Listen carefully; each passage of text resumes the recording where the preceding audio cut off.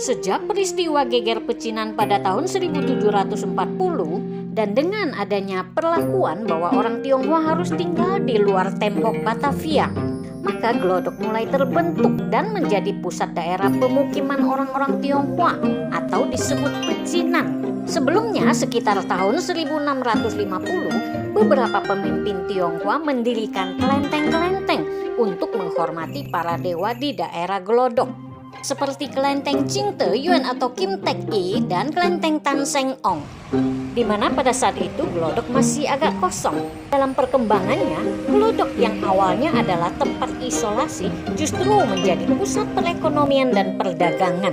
Glodok saat ini ada beberapa bangunan yang telah menjadi bagian dari wisata sejarah pecinan Glodok, seperti Pancoran Tea House yang menjadi landmark dan gerbang masuk Pancoran Glodok guna mengenang Kapitan Tionghoa Ganji dan istrinya.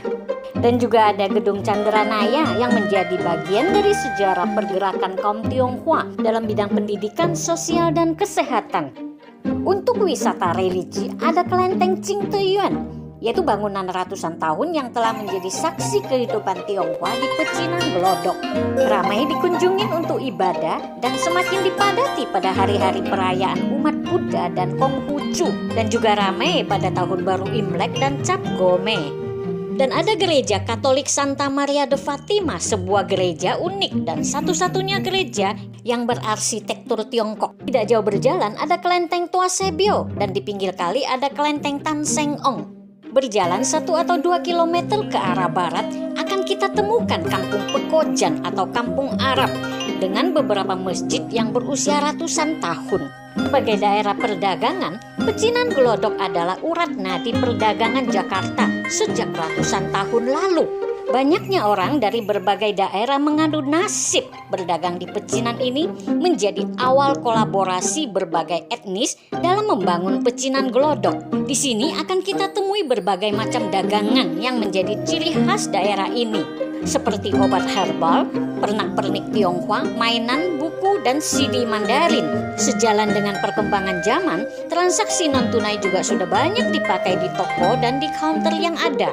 Jadi kalau mau beli oleh-oleh atau cindera mata, tidak susah ya guys. Mulai dari pasar tradisional Petak Sembilan, kios-kios mewah di Pancoran Chinatown Point, dan juga kios lama di Gedung Chandra.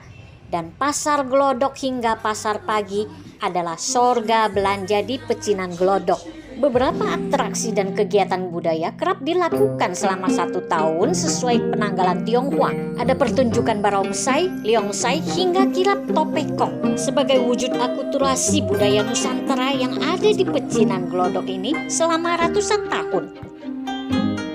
Wisata kuliner adalah penyemangat dari kegembiraan kita menelusuri jalan-jalan guna melihat sejarah di pecinan Glodok. Mulai dari Gang Gloria dengan PO, bubur ikan, dan es takinya, juga areal kuliner baru di Petak 6, di mana kita bisa makan sambil swafoto dengan beberapa makanan masa kini. Di seberangnya juga ada Gedung Pancoran Chinatown Point dengan beberapa areal kuliner indoor di lantai 2 dan juga outdoornya yang persis di samping gedung. Menjelang sore hingga malam hari, di sepanjang jalan Pancoran akan mulai bermunculan makanan jalanan yang jual dalam gerobak seperti nasi ulam, soto, sop kaki, bakso, dan lain-lain.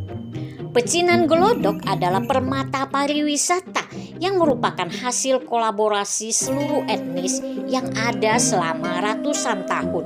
Melalui penerapan standar CHSI, yaitu yang bersih, sehat, aman berwisata, dan berwawasan lingkungan. Mari kita jadikan pariwisata pecinan Glodok untuk kita semua.